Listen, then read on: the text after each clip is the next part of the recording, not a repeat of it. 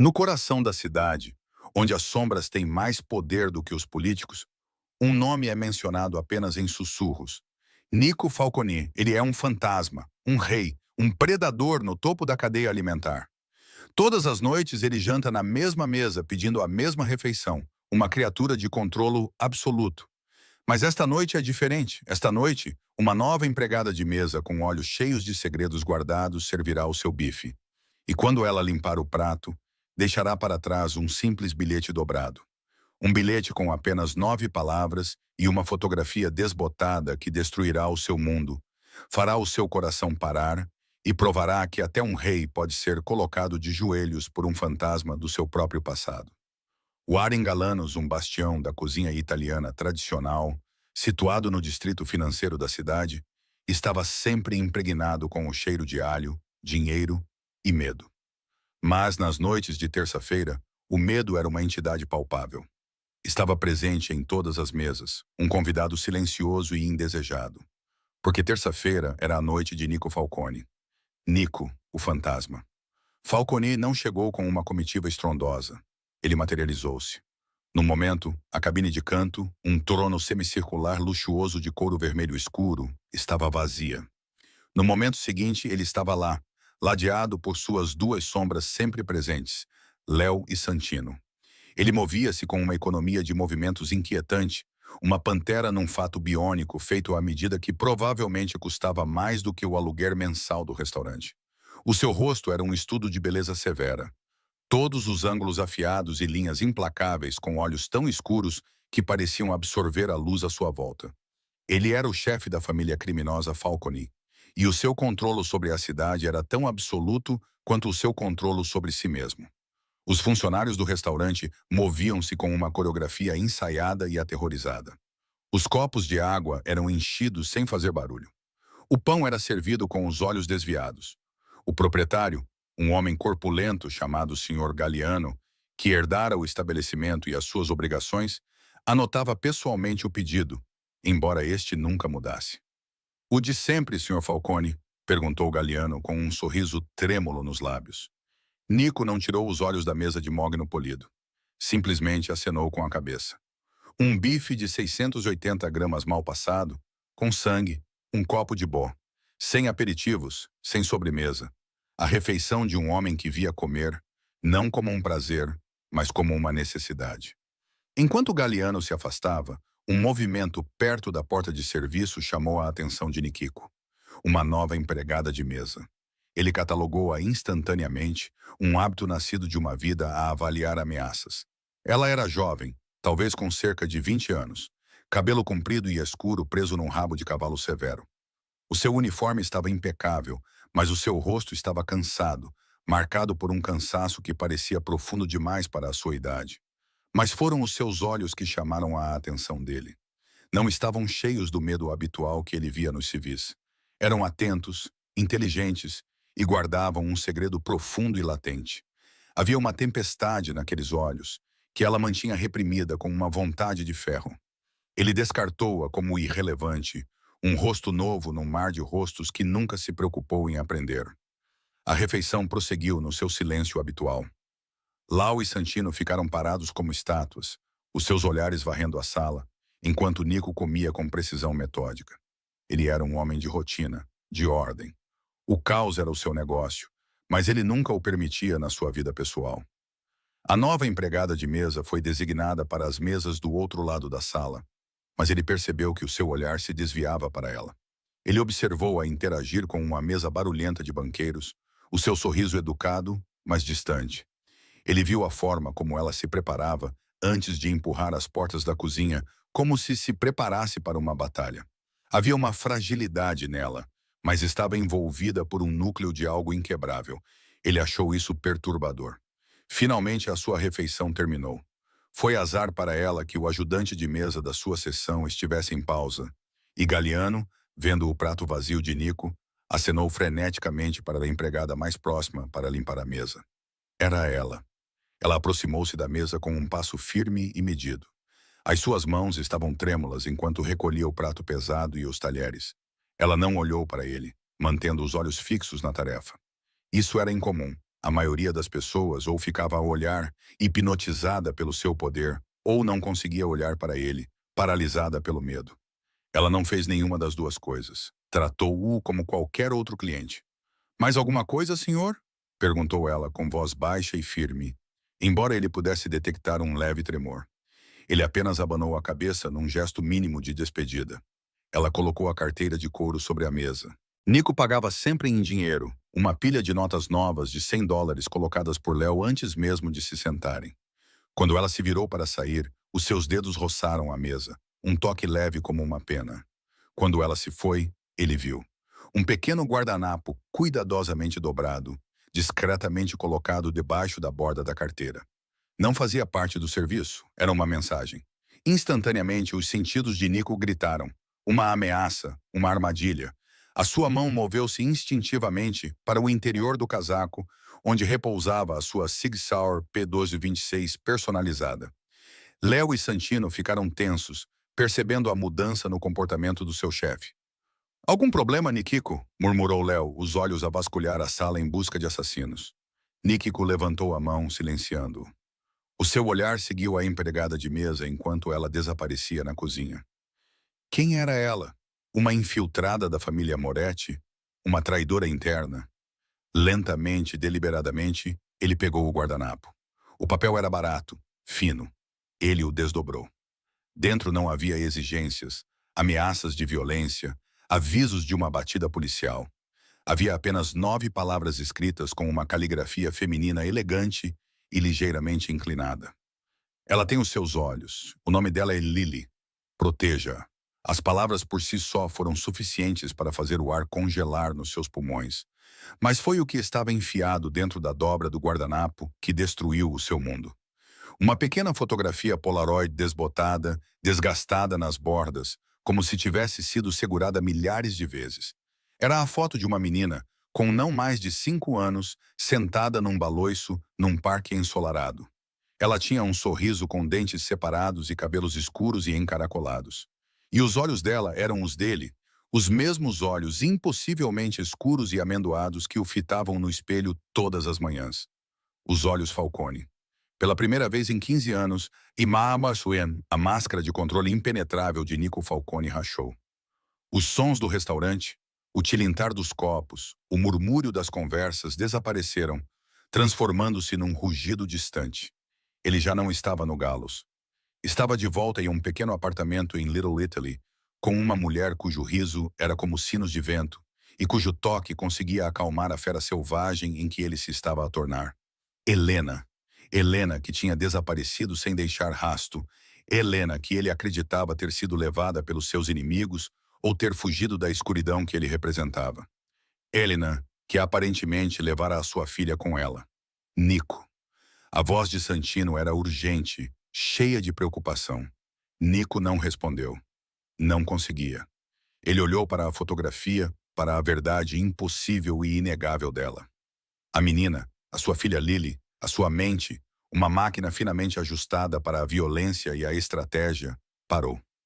Era como se um balde de água gelada tivesse sido jogado sobre o fogo ardente da sua alma, não o extinguindo, mas chocando-o até uma parada morta e fria.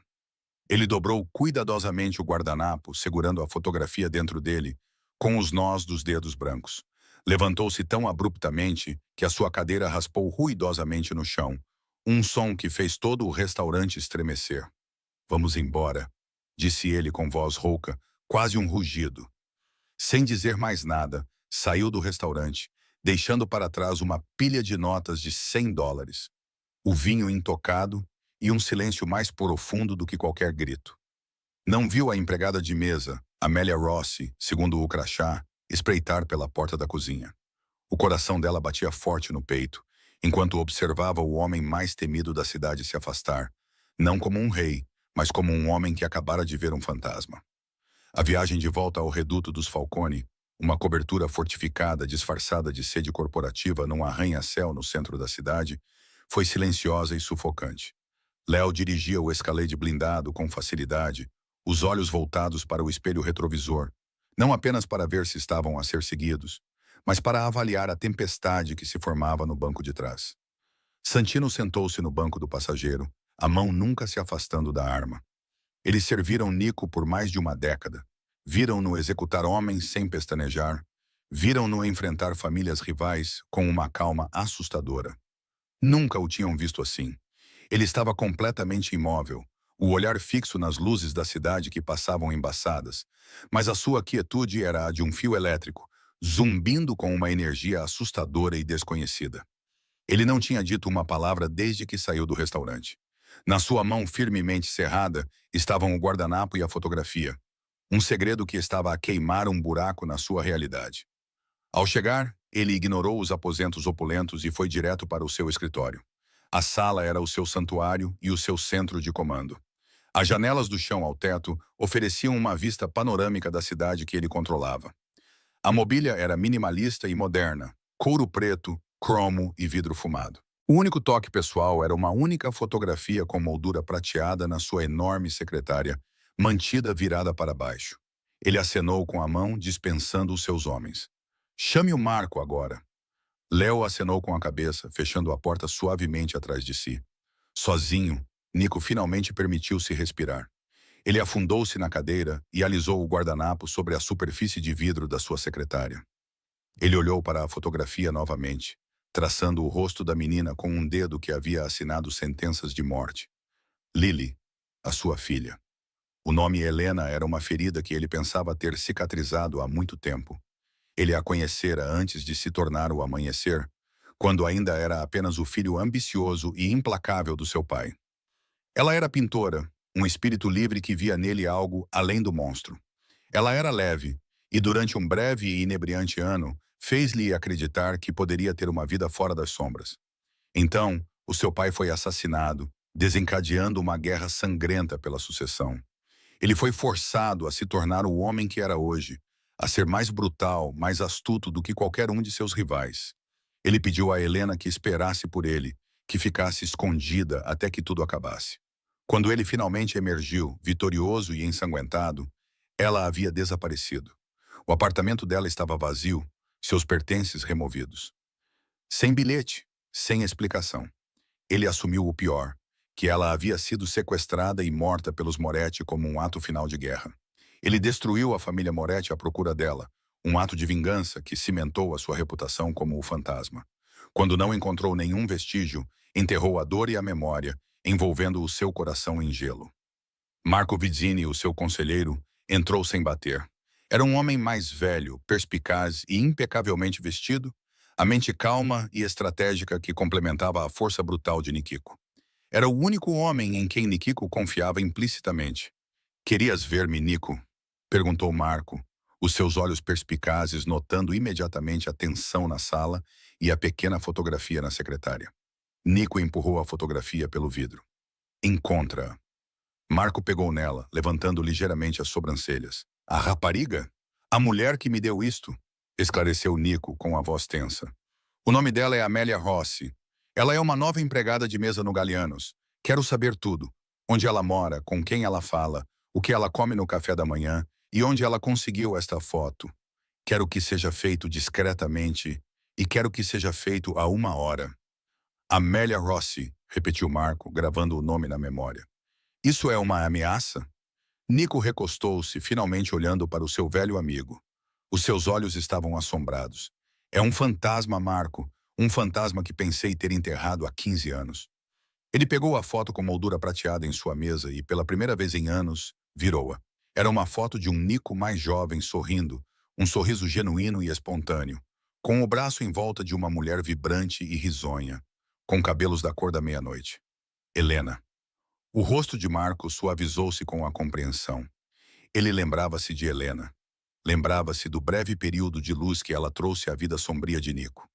"Helena", ele sussurrou, "a rapariga da foto."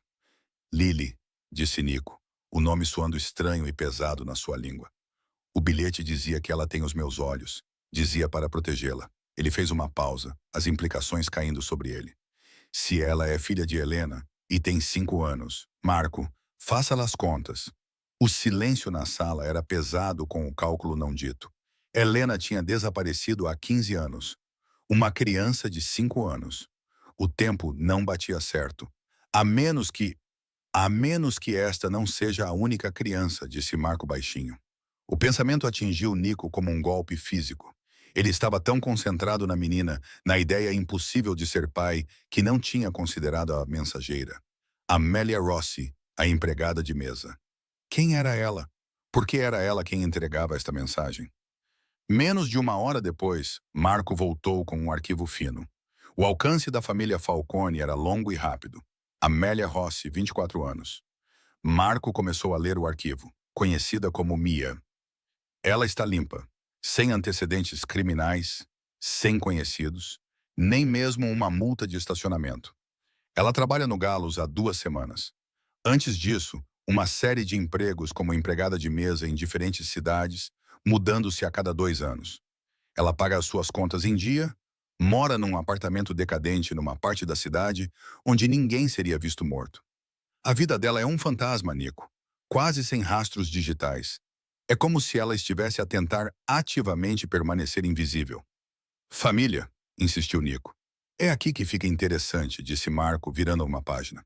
Os registros dela a listam como a única guardiã da sua irmã mais nova, Liliana Rossi, de 5 anos. Lili. Nikiko sentiu o maxilar apertar. Amelia não era uma mensageira. Ela era a outra filha de Helena. Sua filha? Não. A idade estava errada. 24. Ele conhecera Helena há 15 anos. Mia não poderia ser sua filha. Mas Liliana tem uma doença genética rara no sangue. Continuou Marco com voz sombria. Tealismia major. Ela requer transfusões de sangue frequentes e caras e terapia de colagem. De acordo com os registros hospitalares, Mia tem pago tudo do seu bolso, trabalhando em 2 empregos para mantê-las à tona. Elas estão afogadas em dívidas médicas. As peças começaram a se encaixar, formando um quadro que era ao mesmo tempo trágico e aterrorizante. Uma jovem desesperada, uma irmãzinha doente e um segredo grande o suficiente para arriscar aproximar-se do homem mais perigoso da cidade. E a mãe delas? Perguntou Nico, temendo a resposta. Marco hesitou. Isso exigia uma investigação mais profunda. Não havia certidão de óbito oficial em nome de Rossi, mas cruzei as admissões hospitalares com as de John Doe. Uma mulher que correspondia à descrição de Elenena, usando o pseudônimo Isabella Bianchi, morreu há 3 semanas num hospital público. Aneurisma súbita maciça. O seu último endereço conhecido corresponde ao de Mia. Há 3 semanas, Elenena estava morta. A notícia não trouxe a velha dor aguda. Era uma dor surda e vazia. Ela tinha estado viva todo esse tempo, escondida, fugindo, e agora tinha partido, deixando para trás 2 filhas. Uma delas aparentemente sua. O bilhete, disse Nico com a voz baixa e rouca. Proteja-a. Não era um pedido. Era o último desejo de uma mãe moribunda. Helena não tinha fugido dele. Ela estava a fugir de outra coisa, algo tão assustador que preferia viver uma vida nas sombras a pedir-lhe ajuda. E agora esse perigo estava a aproximar-se das suas filhas. Ele levantou-se, pegando no casaco. O tempo para investigações discretas tinha acabado. Aonde vais? Perguntou Marco, embora já soubesse a resposta. Ver a minha. Vê-los? Corrigiu-se Nico. A palavra filha ainda prendia-se na sua garganta. Ele olhou para Marco, os olhos agora claros e frios. O choque substituído por uma determinação assustadoramente familiar. E descobrir de quem é que a minha filha e eu precisamos de proteção. O prédio onde Amélia Rossi morava era um testemunho da decadência urbana. O ar no corredor cheirava a umidade e desespero. Era um mundo distante da existência estéril de Nico, e o contraste era chocante. Ele tinha vindo sozinho, ordenando que Léo e Santino ficassem no carro, estacionado discretamente no quarteirão. Este não era um assunto para o amanhecer, era pessoal. Ele ficou do lado de fora do apartamento 3B, com a tinta descascada na porta, uma metáfora para as vidas dentro dela. Ele podia ouvir o som fraco de uma televisão, as alegrias sem sentido de um desenho animado infantil. Ele levantou a mão para bater, mas hesitou. O que ele diria? Olá, sou o chefe da máfia que pode ser o pai da sua irmãzinha. A tua mãe, meu amor perdido há muito tempo, enviou-te para mim do além-túmulo. O absurdo disso era impressionante. Ele bateu 3 vezes, de forma decisiva. Os sons do desenho animado foram abruptamente interrompidos. Silêncio. Então ouviu-se o barulho de pés se arrastando e o tilintar metálico de uma corrente sendo puxada. A porta se abriu alguns centímetros e ele viu um pedaço do rosto de Mia, seus olhos escuros arregalados com uma mistura de medo e desafio.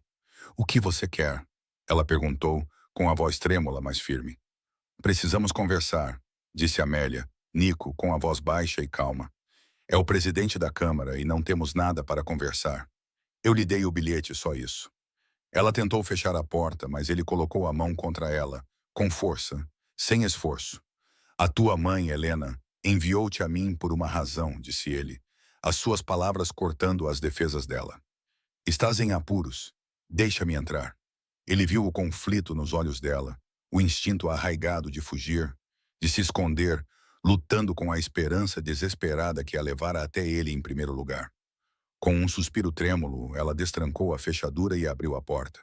O apartamento era pequeno e espartano, mas impecavelmente limpo. Os móveis estavam gastos e descombinados, mas as poucas decorações, desenhos coloridos de criança colados na parede, um vaso de margaridas murchas na pequena mesa de jantar, revelavam um lar cheio de amor, se não de dinheiro. Da porta do outro quarto, uma cabecinha apareceu. Uma menina com uma profusão de cachos escuros e olhos grandes e curiosos, os olhos dele. A fotografia não lhes fazia justiça. Vê-los pessoalmente, olhando para ele com curiosidade inocente, causou-lhe uma descarga mais potente do que qualquer adrenalina. "Lily, volta para o teu quarto, querida", disse Mia gentilmente, o seu corpo instintivamente protegendo a criança da vista dele. "Ele é um gigante", sussurrou Lily em voz alta. Mia conseguiu um sorriso fraco. "Não, ele é apenas um homem. Vai agora." Lily desapareceu e Mia voltou-se para Nico, com os braços cruzados sobre o peito. "Diga o que tem a dizer e vá embora." "A sua mãe", Nico começou, com a voz mais suave do que pretendia. "Quando é que ela faleceu?" Mia estremeceu. A dor ainda era recente. "Há 3 semanas. Um aneurisma." "Foi rápido." "Lamento", disse ele. E era sincero. Lamentava uma perda dela. Lamentava não ter sabido. Lamentava pelos 15 anos de silêncio. "Antes de morrer, ela falou-te sobre mim." "O que ela disse?" Mia hesitou, mordendo o lábio inferior. "Ela disse-me que, se alguma coisa acontecesse com ela, se estivéssemos em perigo real, eu deveria procurar-te. Ela disse que eras um homem perigoso, mas que eras o único que poderia manter Lily segura. Ela me deu a foto e disse para escrever aquele bilhete. Ela disse que tu irias entender." "E tu estás em perigo, Mia?" Ele perguntou com um olhar intenso. Ela finalmente quebrou as barreiras de força cuidadosamente construídas. Lágrimas brotaram dos seus olhos. "Acho que sim. Na última semana, tem um carro estacionado do outro lado da rua, um sedã preto. Ele fica lá o tempo todo. Às vezes, sinto que estou a ser seguida quando volto para casa da paragem de autocarro. A minha mãe era sempre muito cuidadosa, sempre a olhar por cima do ombro. Ela fazia-nos mudar de casa a cada poucos anos, mudava os nossos nomes. Ela estava a fugir de alguma coisa. Eu nunca soube do quê. Mas agora acho que finalmente nos alcançou. Esta era a peça que faltava. Helena não estava a fugir dele. Ela estava a fugir de outra pessoa, e ao fazê-lo, tinha ficado fora do alcance dele. Quem? A voz de Nico era aguda. O amanhecer a regressar. De quem ela estava a fugir? "Não sei o nome dele." Mia sussurrou, sua voz carregada de um medo quase primitivo. "Mas minha mãe trabalhava como contadora quando eu era muito jovem. Para um homem muito mau, um importador. Ela disse que viu coisas, números que não batiam, registros de remessas que nunca constavam nos livros. Ela levou alguns dos livros contábeis quando saiu, como garantia. Ela disse que ele nunca iria parar de procurar por eles ou por ela. Um importador, contabilista, livros contábeis. As peças estavam se encaixando num padrão familiar e desagradável. "Russo? Europeu do leste?" Nico questionou. Os olhos de Mia se arregalaram. "Como você sabia?" "A minha mãe disse que ele tinha um sotaque russo forte. Ele tinha uma tatuagem na mão, uma cabeça de lobo. Dmitry Vulov." O nome atingiu a mente de Nico com a força de um ariete. O chefe da Vulov Bratva, um homem conhecido pelo seu sadismo e pela sua busca implacável por vingança. A organização de Volkov estava a tentar entrar nas operações portuárias da cidade, um desafio direto ao território de Falcone. Helena não tinha apenas se metido em apuros. Ela tinha fugido de um monstro e entrado diretamente no território de outro. E agora as suas filhas estavam presas no fogo cruzado. Dmitry Vulov, disse Nico, o nome com gosto de veneno. Ele não é apenas um homem mau, Mia. Ele é um dos homens mais cruéis do planeta. Se ele souber que vocês estão aqui, não vai parar até conseguir o que quer. Mia empalideceu, levando a mão à boca. Os livros contábeis. A mãe os guardava. Estão escondidos, não importa. Nico disse com severidade. Ele quer-vos porque são filhas de Elelanena. Ele vai usar-vos para obter os livros contábeis e depois vai eliminar-vos. Os meus homens já confirmaram que o pessoal de Vulov está na cidade a fazer perguntas. O peso total da situação parecia esmagá-la. Ela afundou-se no sofá gasto com o rosto pálido. Então, o que fazemos? Nico olhou do rosto aterrorizado dela para a porta do quarto, atrás da qual estava uma menina com os seus olhos, uma filha que ele nunca conhecera, cuja vida agora estava nas suas mãos. Não havia escolha. Nunca havia escolha quando se tratava de família. Vão fazer as malas, disse ele, com uma voz que não deixava margem para discussão. Apenas o essencial para vocês e para Lily. Fotos, roupas, os brinquedos favoritos dela. Vão comigo agora mesmo. Ir com você? Para onde? Perguntou Maior, perplexa. Para o lugar mais seguro desta cidade. A minha casa, respondeu ele. Vulov pode ser implacável, mas não é estúpido a ponto de lançar um ataque direto à minha porta. Vão ficar lá até eu eliminar a ameaça. Mia olhou para ele, o seu medo agora misturado com um novo tipo de apreensão. Eu não posso. Eu não te conheço. A minha mãe disse que eras perigoso. Eu sou, disse Nico, sua voz suavizando-se quase imperceptivelmente. Sou mais perigoso do que qualquer homem que você já conheceu. Mas não sou um perigo para você ou para ela. Ele deu um passo à frente, sua presença preenchendo a pequena sala. A prefeita Helena fugiu de um monstro por 15 anos para mantê-la segura. Agora, outro está à sua porta. Ela a enviou para mim porque sabia que eu era o único monstro grande o suficiente para assustar o outro. Confia em mim para fazer isso. Ele não estava a pedir. Estava a afirmar um facto. Ele era o predador alfa da cidade e estava a reivindicá-la. Pela primeira vez, Mia viu além do fato e da reputação. Ela viu a certeza inabalável nos olhos dele. Os mesmos olhos que via na sua irmã todos os dias. Era a certeza de um homem que queimaria o mundo para proteger o que era seu. Com um suspiro trêmulo, ela acenou com a cabeça aterrorizada. Está bem. A cobertura dos Falcone era menos uma casa e mais uma fortaleza no céu. Era um mundo de mármore polido, vidro brilhante e vistas panorâmicas de uma cidade que parecia se curvar aos seus pés. Para Mia e Lily, sair do elevador privado e entrar no amplo espaço minimalista foi como pisar noutro planeta. Era bonito, estéril e assustadoramente silencioso. Nico conduziu-as pela sala de estar principal. Esta ala é sua, disse ele, apontando para um corredor. 2 quartos, uma casa de banho, uma pequena sala de estar. Ninguém entrará sem a sua permissão. Os meus homens ficarão posicionados do lado de fora, no hall principal. Vocês estão completamente seguras aqui. As palavras tinham o objetivo de ser tranquilizadoras, mas, para mim, soaram como os termos de uma prisão muito luxuosa. Aquilo era uma gaiola dourada, e Nikiko Falcone era o guardião. Lily, no entanto, estava hipnotizada. Ela correu até as janelas do chão ao teto, pressionando as mãos pequenas contra o vidro. Mia, olhe, os carros parecem joaninhas. Um sorriso fantasmagórico tocou os lábios de Nico enquanto ele a observava. Foi uma expressão fugaz e desconhecida que Mia captou antes que desaparecesse. Ele parecia tão fora do seu elemento quanto elas. O temido Dawn, o mestre do seu universo, completamente desarmado pela visão de uma criança de 5 anos com uma t-shirt com estampa de dinossauro. Chamei um médico, disse Nico, voltando a sua atenção para Mia. Um especialista, o melhor do país. Ele é discreto. Ele estará aqui amanhã de manhã para avaliar a condição de Lily e providenciar para que os seus tratamentos sejam feitos aqui em particular. Mia ficou em silêncio atordoada. Ela passou anos lutando com seguradoras, trabalhando turnos duplos e ficando acordada à noite. Doente de preocupação sobre como pagaria a próxima transfusão para Lily. E com uma única frase, Nico tinha eliminado tudo isso. Agradeço-lhe, gaguejou ela, sentindo que as palavras eram inadequadas. Posso reembolsá-lo. A expressão de Nikiko endureceu ligeiramente. Não seja absurda. Ela é minha... Ele parou. A palavra filha ainda era uma roupa que não lhe servia bem. Minha responsabilidade. A saúde dela é fundamental. Não há dívida. A determinação no seu tom era absoluta.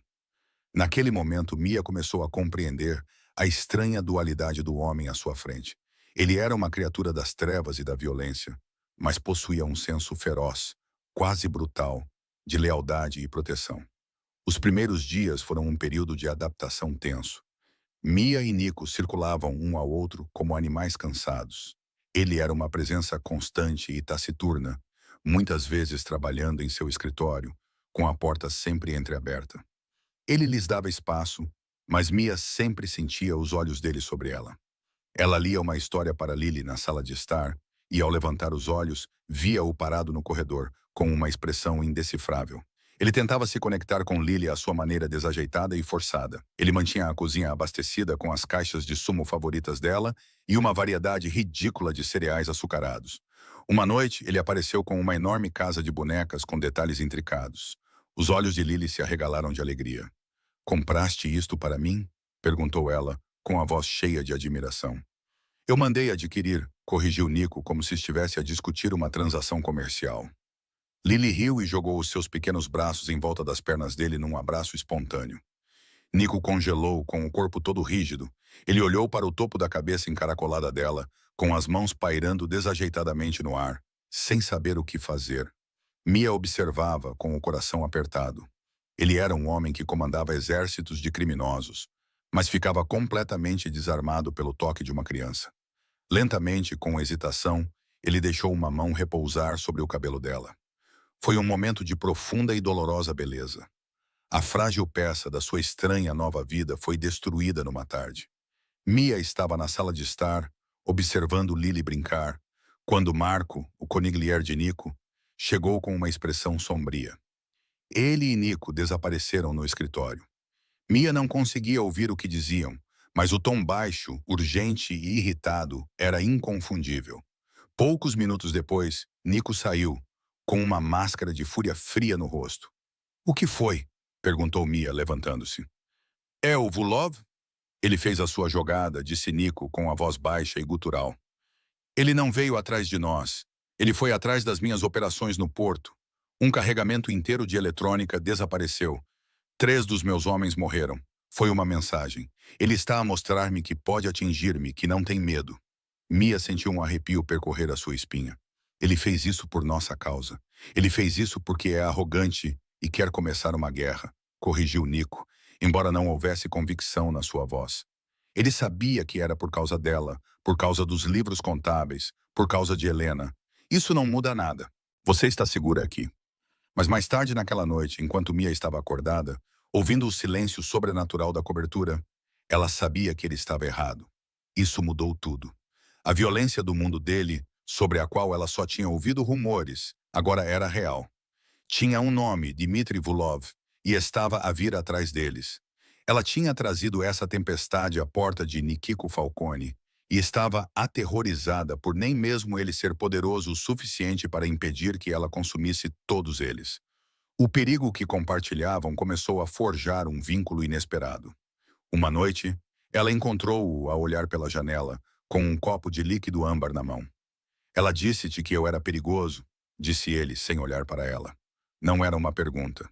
"Sim", Mia respondeu suavemente, aproximando-se a alguns metros de distância. Ela estava certa. Ele tomou um gole da bebida. "Quando ela desapareceu, pensei que os Morettes a tivessem levado.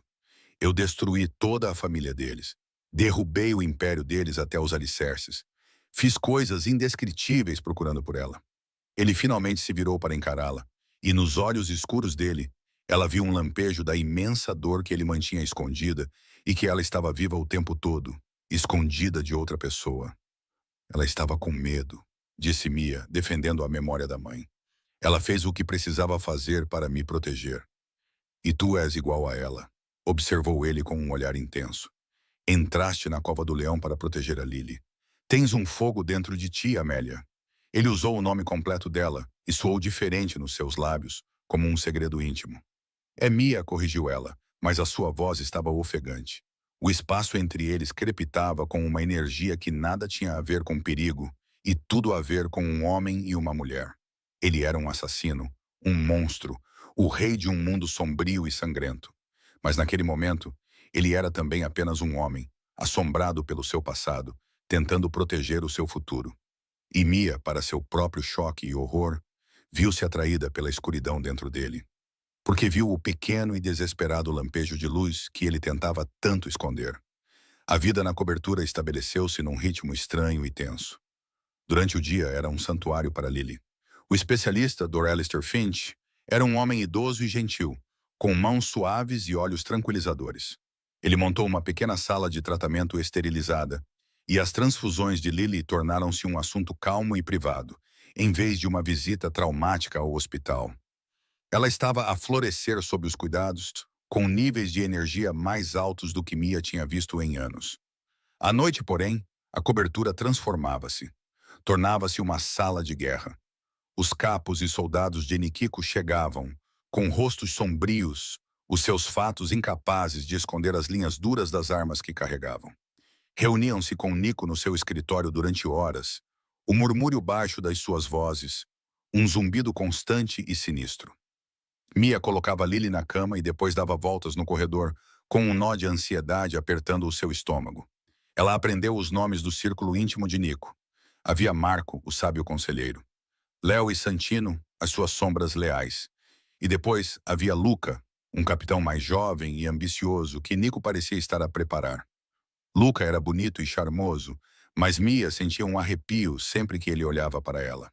Uma qualidade reptiliana e astuta que ela não conseguia identificar. A ameaça de Vulov era uma presença constante e sufocante. Numa tarde, um pacote foi entregue na recepção do prédio endereçado a Nico. Era uma pequena caixa ornamentada. Dentro havia um único lírio branco morto, uma mensagem de intimidade grotesca. A flor de Lily. O rosto de Nikiko era assustador de se ver.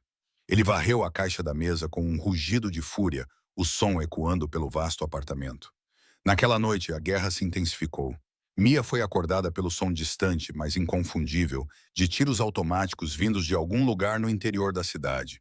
Na manhã seguinte, o noticiário relatou um grande tiroteio entre gangues nas docas. O armazém principal de Volkov tinha sido totalmente destruído pelo fogo. Nico tinha enviado a sua própria mensagem. A violência aproximou-os ainda mais. Uma noite, Mia não conseguia dormir. Ela entrou na sala de estar e encontrou Nico parado junto às janelas, uma silhueta contra as luzes da cidade. Devias estar a dormir, disse ele com voz áspera. Tu também, ela respondeu, caminhando até ao bar e servindo-se de um copo de água. A sua mão tremia. Isto é culpa minha. Tudo isto. Não, disse ele, virando-se para ela. Volkov tem sido um espinho no meu lado há meses. Tu apenas lhe deste um novo motivo para ser estúpido. Ele caminhou em direção a ela, parando a poucos metros de distância. Quero que aprendas a proteger-te, Mia piscou. O quê? Amanhã, Santina começará a treinar-te a atirar, a estar atenta ao teu redor, a matar um homem, se for necessário. Não consigo fazer isso, ela exclamou, horrorizada. Consegues e vais fazer, ele insistiu, com voz dura. No meu mundo, fraqueza é uma sentença de morte. Não vou deixar que sejas fraca. Não vou deixar que a mãe dela seja fraca. O treino foi brutal. Santino era um professor paciente, mas exigente. Ele levou-a para um campo de tiro privado à prova de som no subsolo do edifício. A primeira vez que Maia segurou uma arma, uma Glock 19, sentiu-a pesada e estranha nas mãos. A primeira vez que disparou, o recuo sacudiu-lhe o braço e o barulho fez-lhe recuar. Mas Nico estava sempre lá, atrás de Santino, a observar. A sua presença era uma pressão silenciosa e inflexível, forçando-a a superar o medo. Lentamente, ela foi melhorando. As suas mãos pararam de tremer. A sua mira tornou-se firme. Aprendeu a desmontar e limpar a arma, a recarregar um carregador em segundos. Aprendeu a mover-se, a usar cobertura, a antecipar. E à medida que treinava, algo dentro dela começou a mudar. O medo não desapareceu, mas foi acompanhado por outra coisa. uma determinação fria e dura. Ela já não era apenas uma empregada de mesa. Era uma mãe ursa e estava a aprender a usar as suas garras. Uma noite, após uma sessão particularmente exaustiva, Nico dispensou Santino. Ele e Mia estavam sozinhos no campo de tiro, mal iluminado, o ar pesado com o cheiro de cordite. És antinatural, disse ele, a sua voz um murmúrio baixo no silêncio. Não quero ser, confessou ela, a voz carregada de emoção enquanto descarregava a arma. Ele aproximou-se, o calor do seu corpo irradiando em direção a ela. Estendeu a mão e tirou-lhe a arma das mãos, os seus dedos roçando os dela. O contacto foi elétrico, uma faísca na escuridão. Colocou a arma sobre a mesa e virou-se para ela, os seus olhos escuros a perscrutar o rosto dela. Eu sei, sussurrou ele. Levantou a mão, o polegar áspero traçando suavemente a linha do queixo dela. Helena era toda luz. Ela fugiu deste mundo. Mas tu tens a luz dela, mas tens um núcleo de aço. Enfrentas a escuridão e não foges. O rosto dele estava a centímetros do dela. Ela podia ver os reflexos dourados nas íris escuras dele, sentir a respiração dele na pele. O coração dela batia forte contra as costelas, num ritmo frenético e selvagem. Aquilo era loucura. Ele era um assassino, um chefe da máfia. Era o pai da irmã dela. Mas também era o homem que olhava para ela e não via uma vítima, mas uma sobrevivente, uma guerreira. Ele inclinou-se, os seus lábios roçando os dela. Foi um toque hesitante, questionador. Não era o beijo de um conquistador, mas de um homem sedento por uma conexão que pensava nunca mais sentir. A respiração de Mia parou e ela inclinou-se para ele, as mãos subindo para segurar os ombros dele. O beijo aprofundou-se, tornando-se voraz, desesperado. Uma libertação de toda a tensão, medo e desejo não expresso que vinham se acumulando entre eles há semanas. Naquele momento, eles não eram o amanhecer e a empregada de mesa. Eram apenas um homem e uma mulher, encontrando um pouco de consolo no meio de uma tempestade. Mas quando se separaram, ofegantes e abalados, uma fria constatação ocorreu a Mia. Ela não tinha apenas dançado com o diabo. Ela o tinha convidado para entrar no seu coração. E ela sabia com terrível certeza que, quando tudo isso acabasse, as consequências seriam tão devastadoras quanto qualquer bala. O beijo acendeu um fogo silencioso entre eles. No silêncio estéril da cobertura, Nico e Mia começaram a orbitar um ao outro com uma nova intimidade carregada. Olhares demorados e mãos que se tocavam por um momento a mais substituíram o cansaço anterior. Mas essa conexão frágil era tensionada pela pressão constante e sufocante da guerra de Dmitry Vulov. Os seus ataques estavam a ficar mais ousados e perturbadoramente precisos. A constatação surgiu no escritório de Nikiko, um pensamento frio e venenoso expressado por seu conselheiro. Marco. Ele conhece os nossos movimentos, Nico, afirmou Marco com uma expressão sombria. Ele sabe quais cargas são valiosas. A fuga de informação vem de dentro. Alguém do seu círculo íntimo está a falar com ele. Traição. O pecado supremo. A acusação pairou no ar e uma paranoia arrepiante tomou conta da organização Falcone. O olhar de Nikiko tornou-se frio e calculista, dissecando a lealdade de cada homem que o servia. Para Mia e Lily, a gaiola dourada encolheu. Elas ficaram confinadas inteiramente à sua ala da cobertura. O instinto protetor de Nico transformou-se num confinamento sufocante. Maior observou a imensa tensão afetá-lo. Ele era um rei consumido pelo medo de uma serpente em sua própria corte. O ponto de ruptura chegou com uma varredura de segurança de rotina de um mecânico. Um sofisticado carro-bomba, de nível militar, foi descoberto preso ao veículo blindado de Nikiko, na garagem segura, poucos minutos antes de ele partir. Volkov não estava mais apenas a enviar mensagens. Ele estava a ir para o matadouro. Naquela noite, Nico foi até Mia, o seu cansaço contrastando com uma nova e aterrorizante determinação nos seus olhos. Eu sei como acabar com isso, disse ele, a voz um grunhido baixo. Eu sei como atrair o rato e Vulov ao mesmo tempo. Como? Mia perguntou com o coração apertado. Usaremos você e Lily como isca. As palavras a atingiram como um golpe físico. Não, você prometeu que nos protegeria. E eu protegerei, ele insistiu, segurando os ombros dela, com um olhar intenso e firme. Será um engano, Mia, uma jogada cuidadosamente orquestrada. Vamos espalhar o boato de que a Lily precisa de ser transferida para uma clínica privada para receber tratamento especializado. O Dr. Finch corroborará a história. O traidor passará a informação ao Vulov, que não resistirá à oportunidade de capturar vocês os dois durante o transporte. E quando ele agir, estaremos à espera. Era um plano audacioso e horrível. O instinto de Mia gritava para recusar, mas ela viu o desespero no rosto de Nico e pensou na bomba que esperava silenciosamente na garagem. Eles não podiam viver assim. Isso tinha que acabar. Jura para mim, disse ela com a voz trêmula, mas firme. Jura pela vida de Lily, que ela não correrá nenhum perigo. Juro pela minha própria alma, respondeu ele com a voz rouca. A Lily ficará com o Marco num local seguro. Mas para que a armadilha seja convincente, eles precisam de te ver. Estarei no carro da frente, declarou ela, surpreendida com a sua própria força. Eles vão ver-me e saberão que é real. O dia da transferência estava carregado de tensão. Vestida com uma bata de enfermeira, Mia foi escoltada por Léo até a parte de trás de um SUV blindado. O comboio de isca, o veículo dela, uma ambulância falsa e 2 carros de apoio entraram nas ruas da cidade, rumo a uma área semi-industrial, perfeita para uma emboscada. O ataque foi repentino e brutal. Um caminhão de construção bloqueou a estrada e 2 carrinhas pretas os cercaram. O ar explodiu com um rugido ensurdecedor de tiros automáticos.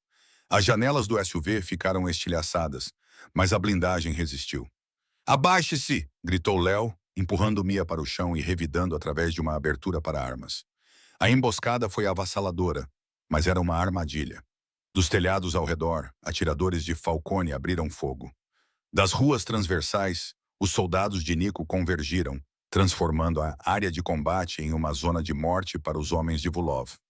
No meio do caos, Mia viu uma figura familiar a dirigir o ataque.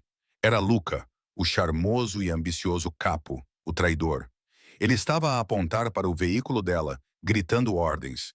Um único estrondo agudo de uma pistola ecoou acima do covil. Luca caiu no chão. A cabeça de Mia girou para ver Nico ao lado do seu próprio veículo, com o braço estendido e o rosto uma máscara de fúria fria e justa. Com o seu líder morto e a armadilha acionada, os homens de Volkov vacilaram. Os soldados de Nico aproveitaram a vantagem e, em minutos, a batalha terminou. O silêncio caiu pesado e absoluto. Nico caminhou em direção ao SUV dela, abrindo a porta com força. Os seus olhos, selvagens de adrenalina, examinaram o interior até pousarem nela, encolhida, mas segura. O alívio que tomou conta do seu rosto foi tão profundo que parecia uma estátua de mármore a rachar. Ele estendeu a mão, puxou-a para fora e apertou-a contra o peito, enterrando o rosto nos cabelos dela. Acabou, murmurou ele, o corpo a tremer com as réplicas da luta. O traidor está morto. A equipa de Vulov está incapacitada. Agarrada a ele, o cheiro de fumo e pólvora a encher os seus sentidos, Mia sentiu um medo frio misturado com o seu alívio. Ela tinha sido atraída pela força dele, pelo seu poder de proteger. Agora, tendo testemunhado a sua realidade brutal, vendo-o executar sem hesitação um homem que ele outrora orientara, ela foi forçada a confrontar a terrível verdade sobre o homem por quem estava a apaixonar-se. Ela amava o homem, mas tinha de se perguntar se conseguiria sobreviver ao monstro. O resultado da emboscada foi uma aula magistral de eficiência silenciosa. A rua, momentos antes uma zona de guerra, foi limpa pela equipa de Falcone. Os corpos, as cápsulas de balas e os veículos destruídos desapareceram como se nunca tivessem existido. Para o mundo era apenas mais uma noite tranquila. Mas dentro do reino de Nikiko, a traição de Luca, seu próprio protegido, causou uma onda de choque sísmica. A confiança foi destruída e Nico agiu rapidamente para conter os danos. Ele se tornou uma figura de autoridade pura e fria. Durante 2 dias, ele purgou sua organização com precisão implacável. Qualquer pessoa com uma ligação remota a Luca, qualquer pessoa cuja lealdade fosse minimamente questionável, foi eliminada. Foi uma consolidação de poder brutal, mas necessária. Mia viu o homem que ela beijara, o homem que mostrara sinais de vulnerabilidade, ser engolido pelo amanhecer. O calor nos seus olhos foi substituído por pedaços de obsidiana, enquanto ele assegurava as paredes em ruínas do seu império. A ameaça imediata tinha desaparecido, mas o verdadeiro perigo permanecia. Dmitry Vulov ainda estava por aí, uma fera ferida e enfurecida. Humilhaste o Nico, advertiu Marco com voz grave, enquanto estavam no escritório, matando os seus homens e expondo o seu espião. Isto já não é um negócio. Ele vai retaliar e será pessoal. Deixa ouvir, rosnou Nico, com um fogo sombrio a arder nos seus olhos. Ele estava farto de esperar, farto de reagir a ameaças contra a sua família. Não vou esperar que ele bata à minha porta novamente. É hora de cortar a cabeça da cobra. Ele começou a planear um ataque, chamando seus aliados e ativando todos os recursos à sua disposição. Ele iria caçar Volkov em seu próprio covil, uma empresa fortificada de importação e exportação que servia como o coração da Brat. Na noite anterior à sua partida, encontrou Mia no quarto de Lily. Ela observava a menina dormir, o peito subindo e descendo no ritmo tranquilo de uma criança que nada sabia da violência que a cercava. Por um longo momento, ficaram juntos em silêncio, dois guardiões vigiando a vida inocente que os unia irrevogavelmente. Parto antes do amanhecer, disse Nico, a voz um murmúrio baixo na sala silenciosa. Mia não se virou da cama. Eu sei que é isso que tu és. Quando eu voltar, continuou ele com a voz tensa, Vulov terá desaparecido. A ameaça terá sido eliminada. Tu e Lily finalmente estarão seguras. Tu estarás livre para ir. As palavras que pretendiam ser um presente caíram como um soco. Vai. A ideia de deixar a cobertura, de deixá-lo, já fora o seu único objetivo. Agora parecia uma amputação. Ela se acostumara com a gravidade perigosa dele, encontrando uma estranha sensação de segurança dentro da tempestade que ele comandava. Ela se apaixonara pelo homem, mesmo temendo o monstro. Finalmente, ela se virou para encará-lo, os olhos dela procurando os dele. É isso que você quer, Nico? Que a gente vá embora? Pela primeira vez em dias, a máscara do amanhecer caiu, revelando o conflito profundo e doloroso dentro dele. O que eu quero, disse ele, a sua voz rugindo com uma emoção rara e desprotegida, é um mundo que não existe. Um mundo onde um homem com os meus pecados possa merecer uma mulher como tu. Onde a minha filha não tenha que aprender a verificar se há sombras. Ele deu um passo à frente. Tu e a Lily, vocês merecem uma vida na luz. Talvez eu esteja cansada da luz, sussurrou ela, fechando a distância entre eles e colocando a mão no peito dele, sentindo o batimento frenético do seu coração. Talvez eu tenha passado tempo suficiente nas sombras para saber que elas não são tão ruins, contanto que você esteja lá comigo. Não vá lá fora para nos libertar, Nico. Vá lá fora e vença. E depois volte. Volte para nós. O seu controlo desmoronou-se. Ele puxou-a para um abraço feroz e desesperado. A sua boca encontrou a dela num beijo que não era de paixão, mas de uma necessidade profunda e dolorosa da alma. Era uma promessa, uma oração e um adeus, tudo ao mesmo tempo. O ataque ao complexo de Vulov foi rápido e letal. Nico, ladeado por Lau e Santino, liderou uma pequena equipa de elite. Eles moveram-se como fantasmas pelas defesas do complexo. Uma força silenciosa e mortal. O confronto final ocorreu no escritório de Vulov. O russo, um homem corpulento, ficou surpreso, mas sem medo. Falcone! Zombou Vulov. Vens para morrer como o teu pai. O pequeno contabilista enviou-te para implorar. Tu atacaste a minha família, disse Nico com uma voz enganosamente calma, enquanto a pistola lá aparecia na sua mão.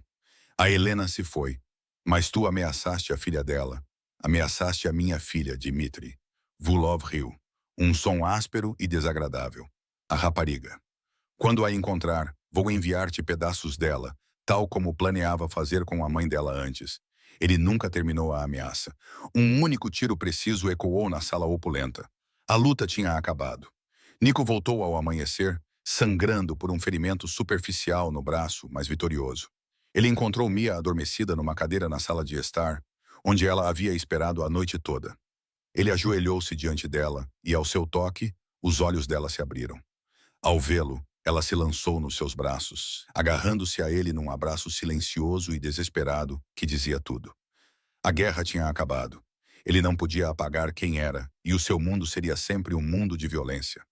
Mas enquanto abraçava Mia, observando o sol nascer sobre a sua cidade, ele sabia que o seu reino tinha mudado. Ele ainda era o amanhecer, mas também era pai e companheiro. Ele era o rei de um novo reino quebrado e belo, que ele protegeria com o seu último suspiro. E assim, num mundo construído sobre violência e medo, uma história de amor impossível foi escrita. Níquico Falconi, o fantasma que governava a cidade, encontrou o seu coração nos olhos ferozes de uma empregada de mesa e no sorriso inocente de uma filha que nunca conhecera. A sua jornada nasceu de um segredo, foi testada pela traição e selada com sangue. O seu futuro nunca será simples, e as sombras sempre pairarão nas margens das suas vidas. Mas juntos, eles construíram um novo tipo de família, uma fortaleza de amor no coração de um mundo perigoso. Eles provam que mesmo nas noites mais escuras, uma única luz pode ser suficiente para encontrar o caminho de casa. Se você ficou cativado pela história de Nico e Mia, não se esqueça de clicar no botão Gosto. Partilhe este vídeo com um amigo que adora histórias com reviravoltas. E mais importante, inscreva-se no canal para mais contos intensos de amor e perigo. Diga-nos nos comentários o que você acha que vai acontecer com a nova família deles.